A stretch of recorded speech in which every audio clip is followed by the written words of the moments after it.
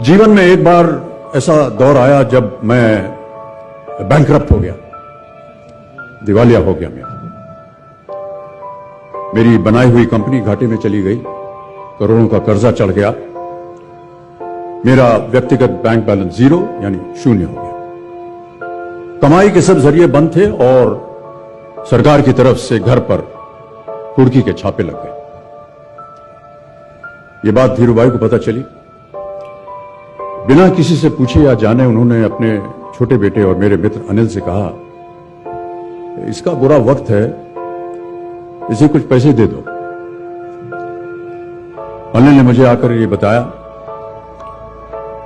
देवर सज्जनों, जितना वो देना चाह रहे थे उससे मेरी सारी दुविधा और परेशानियां खत्म हो जाती। उनकी उदारता पर मैं भावुक हुआ, लेकिन मुझे लगा कि मैं उनकी उदारता को स्वीकार न कर पाऊंगा।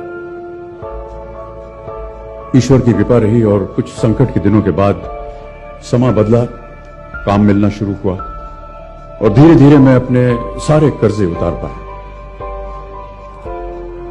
एक शाम धीरूभाई के निवास स्थान से इवेंट पर एक दावत के अवसर पर मुझे भी आमंत्रित किया गया।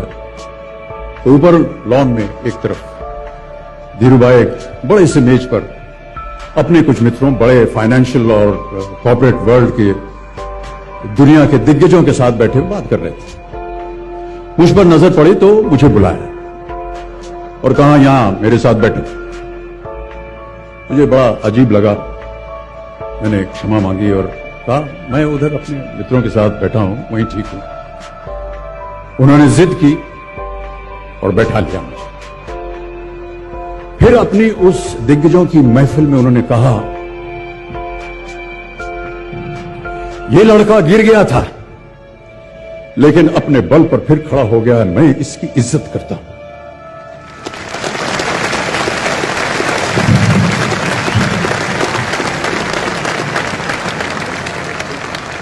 उनका ये व्यवहार और उनके वो शब्द मेरे लिए उस धनराशि से हजारों गुना ज्यादा मूल्यवान थे, जितना कि वे मुझे मेरी संकट से बाहर आने के लिए देने के लिए तैयार थे।